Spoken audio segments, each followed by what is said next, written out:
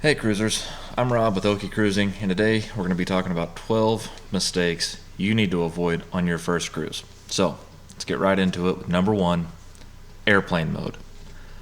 Don't forget to put any of your devices into airplane mode. Cell phones, tablets, smartwatches, all that. I've heard of people getting $800-900 cell phone bills because they forgot to put it in airplane mode, and it's an easy mistake to make. You get on the cruise ship, you're excited, you're calling your family, you're calling everybody. Ship's setting sail, you still got service. Okay, cool, I'm still making phone calls. Well, you're going to have service the whole time, and they are going to bill you big time for it.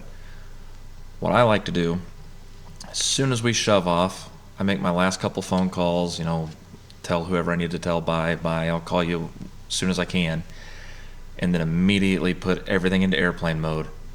Now you're on vacation. Alright, so don't forget, airplane mode. It's important. The second thing we're going to talk about, muster drill. That should be the first thing you do. You get on the ship, you find your muster station, go do your muster drill. They cannot leave port until you have done it. So you get on there, you go get you a couple drinks, and some cruise lines now will actually cut you off until you do your muster drill. You go up, you go to get your third or fourth drink, and they go, no, you're done. You've not done this yet. Go. That's a good thing. So what ends up happening is you're there, and all of a sudden you're getting called out over the ship's intercom because you've not done your muster drill, and everybody knows it's you. It's not a good way to make friends your first day on the cruise ship. So get on there, go get your muster drill out of the way. It's the most important thing you have to do. You have to do it. It's not optional. Third thing, don't go to your room too early. Now, with Carnival, some of their loyalty levels, platinum and diamond, and if you have Faster to the Fun, you can go to your room and drop your bags off. That's all you can do. Put your bags on the bed, put them on the couch, get out of there. Don't hang out. You're not allowed to hang out. Can't go in there and take a shower, brush your teeth, hang out on the balcony, any of that. Drop them off and go.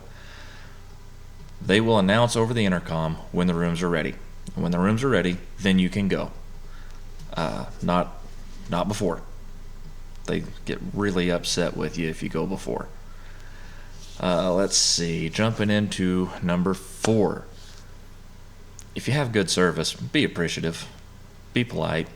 It's not hard to say thank you. It makes the crew happy. It makes you look good to the people next to you. If you're somebody that walks up and orders a beer and they hand you a beer and you just walk off and don't say thanks or anything, the guy next to you is going, I don't like that person. They're not very polite. It's a good thing to do. Something else that we like to do, we'll write names down with people that give us good service, and then at the end of the cruise, we'll hand out thank you cards and maybe a little extra cash for the ones that have really stood out with just really exceptional service. And I can tell you from experience, that means a ton to people. They really do appreciate that. Number 5 on our list. Just because you have a drink limit, and yes, I'm talking about Carnival, just because you have a 15 drink limit does not mean you have a 15 drink goal. Okay? Now, if you're just drinking beer all day, but if you're sitting there going, I have to have a mixed drink with every drink, I've got to get my money's worth.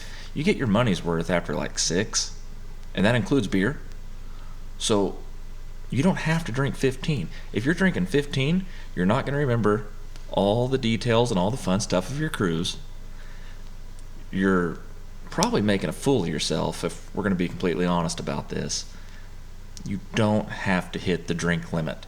Carnival's actually stopped putting the number that you've had on your receipt because people were seeing, I'm at 10. I've only got 5 to go, when they probably should have quit at 10. You don't have to hit it. Don't hit it. It's okay. It's not a badge of honor.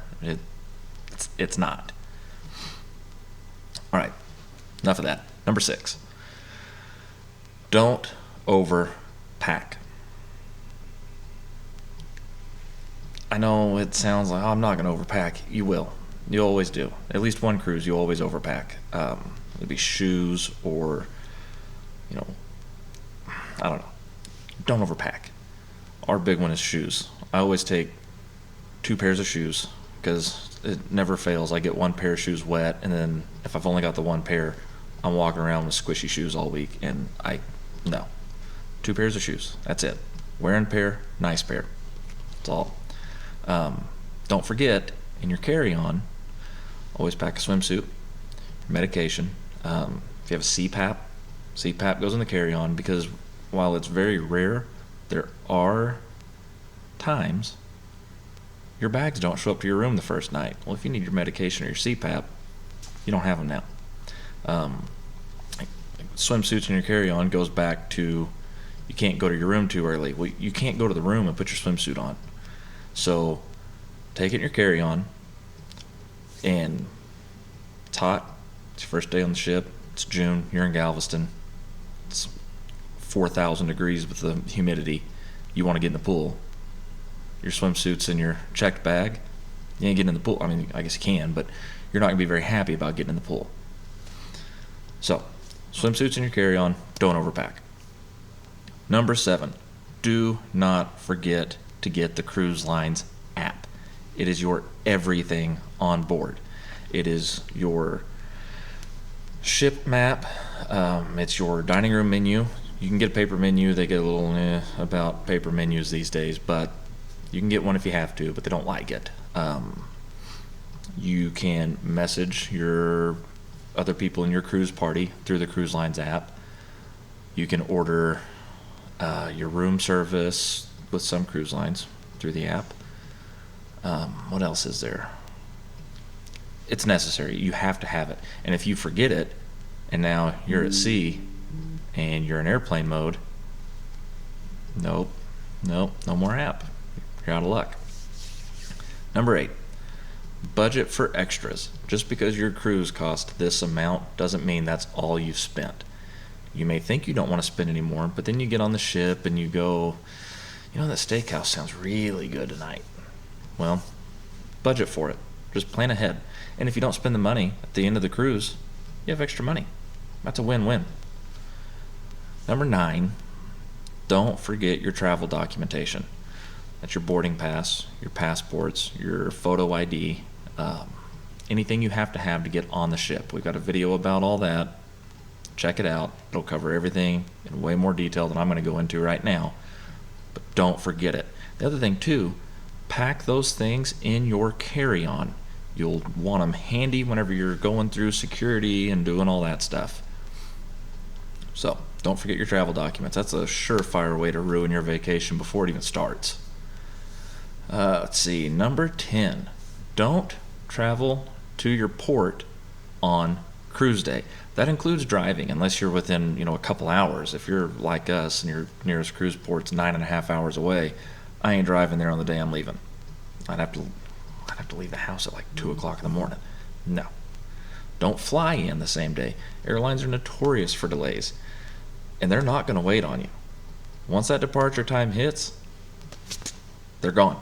And now all of a sudden you're stuck in Galveston with no hotel and watching your cruise ship leave and going, yeah, I should have listened to Rob. He was right. I should have done it.